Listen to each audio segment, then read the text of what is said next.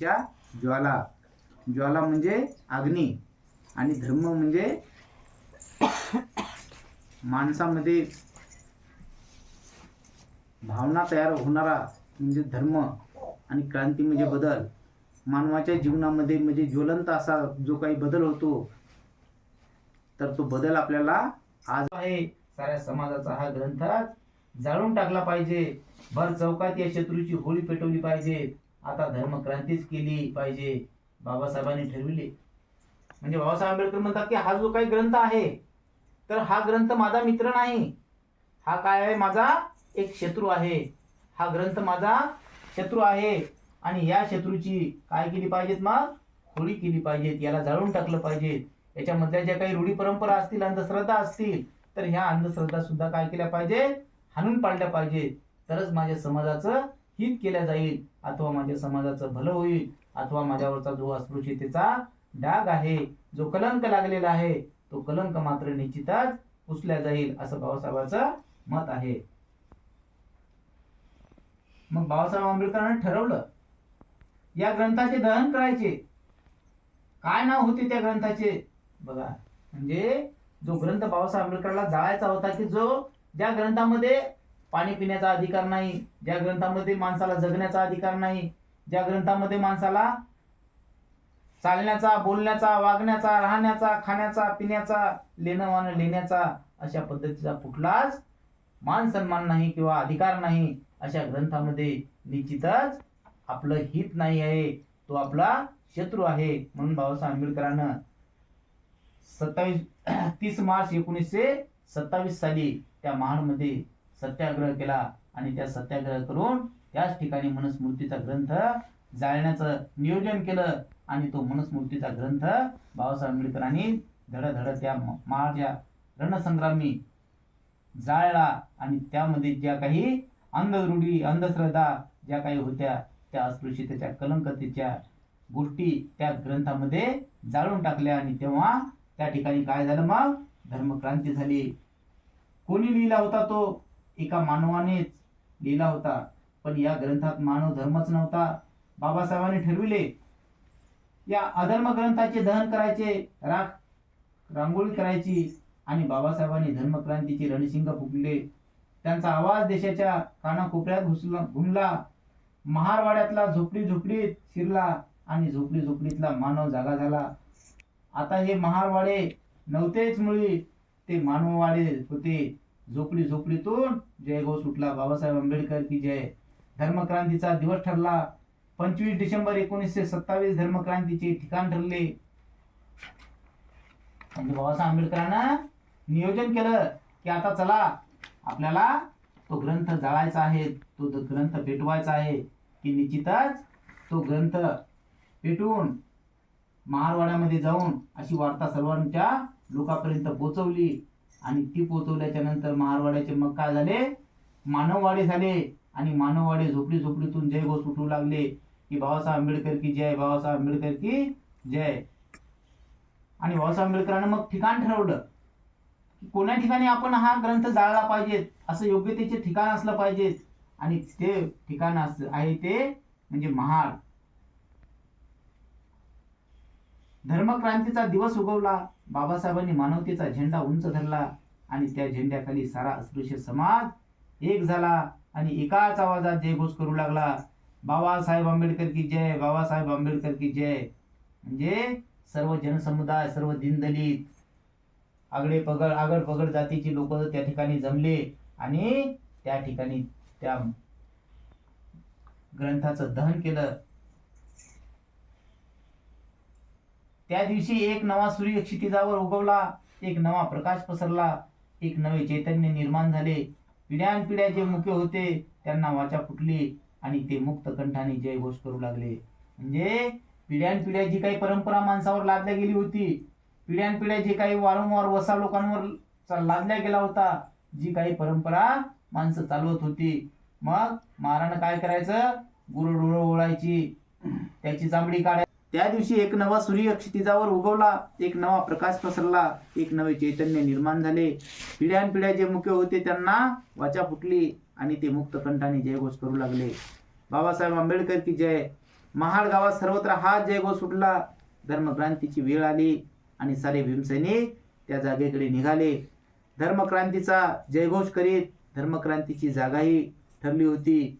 त्या जागेवर एक खड्डा खोदण्यात आला. त्यात मोठमोठी लाकडे टाकण्यात आली. एक प्रकारचे सरणच रचण्यात आले आणि त्या सरणावर बाबासाहेबांनी तो ग्रंथ ठेवला आणि त्या सरणाला भडागरी दिला. सरण भडकले. साऱ्यांनी एकमुखाने जयघोष केला. मानव धर्म की जय, बाबासाहेब आंबेडकर की जय. या जयघोषाने धर्मक्रांतीच्या ज्वाला अधिकच भडकल्या. त्या भडकत्या ज्वाला तो अधर्म पार जळून गेला आणि खरा धर्म अधिक उजळून निघाला.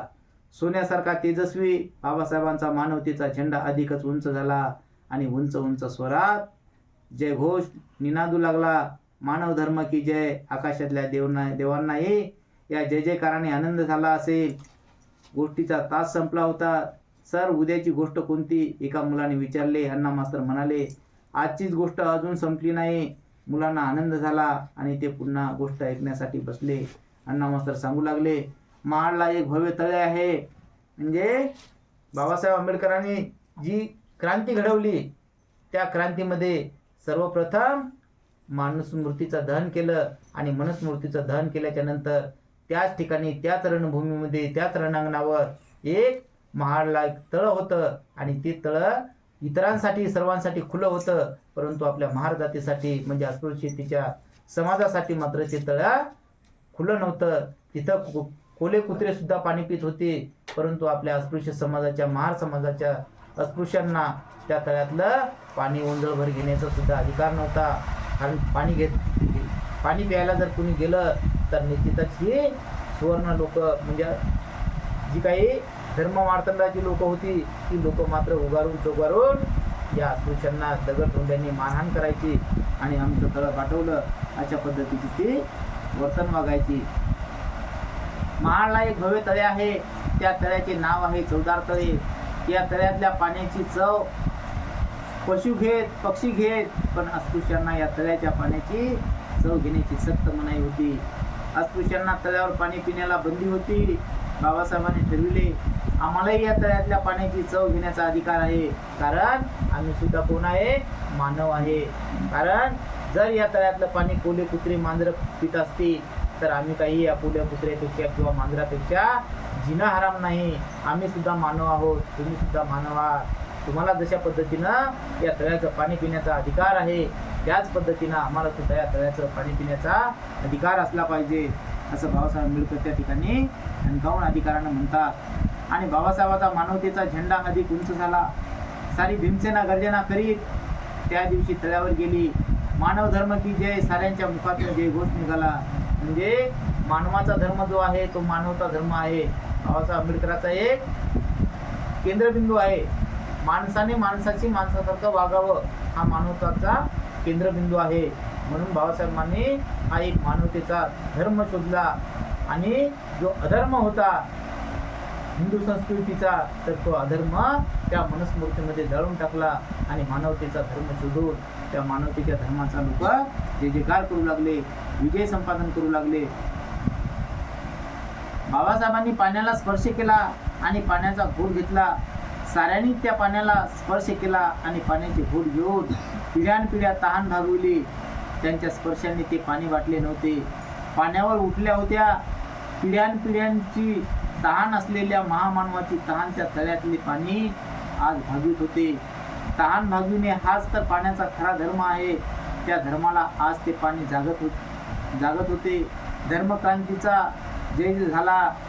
मानवतेचा झेंडा डौलाने उंच उंच फडकू लागला आणि जगाला संदेश देऊ लागला. सारा मानव एक आहे. मानवता हाच खरा धर्म आहे. गोष्ट संपली तरी मुले बसली होती. अण्णा मास्तर म्हणाले, आजची गोष्ट संपली, उद्याची गोष्ट आजच सांगा ना सर. एका मुलाने साऱ्या मुलांच्या मनातली इच्छा बोलून दाखवली. अण्णा मास्तर म्हणाले, उद्याचे भोजन तुम्ही आज घेतले तर अजीर्ण होईल. म्हणून एक मुलगा उद्गारला, गोष्टीचे अजीर्ण होऊ नये म्हणून उद्याची गोष्ट उद्या, अशा पद्धतीच्या गोष्टी सांगू लागले. म्हणजे बाबासाहेब आंबेडकरांनी जेव्हा महाडच्या तळ्याचा सत्याग्रह केला तेव्हा त्या तळ्याला सुद्धा असं वाटलं की जेणेकरून त्या महामानवाच्या स्पर्शाने मी एक प्रांजळ होईल, माझी जी काही मला तहान लागलेली आहे ती या महामानवाच्या स्पर्शाने भागेल आणि मी एक पवित्र होईल आणि इतराच्या मुक्ती सुद्धा मी जाण्यास मी इतराची तहान भागेल. म्हणजे बघा की म्हणतात त्या तळ्याला सुद्धा भूक लागली होती. कोणाची? या महामानवाच्या स्पर्शाची. परंतु ती जातीवादी जी धर्ममर्तांडाची लोक होती ती मात्र या बाबासाहेब आंबेडकरांना सुद्धा रोखण्यासाठी तयार होती. अशा पद्धतीने बाबासाहेब आंबेडकरांनी 27 मार्च 1927 साली या महाडमध्ये 2 धर्मक्रांत्या घडवल्या. ती पहिली म्हणजे मनुस्मृतीचे दहन आणि दुसरी म्हणजे महाडचा केलेला सत्याग्रह. तेव्हापासून इतरत्र जेवढे काही मंदिरं होती, काळाराम मंदिर असेल, अंबाजोगाईचं मंदिर असेल, कोल्हापूरच्या देवीचं मंदिर असेल किंवा अंबाजोगाईचं मंदिर असेल, अशी जी मंदिरं होती ती मंदिरं बाबासाहेब आंबेडकरांच्या दर्शनासाठी ते देवी देवता सुद्धा काय झाल्या होत्या? आतुर झाल्या होत्या. केवढा महामानव माझं म्हणजे आमचं दर्शन घेण्यासाठी येतं.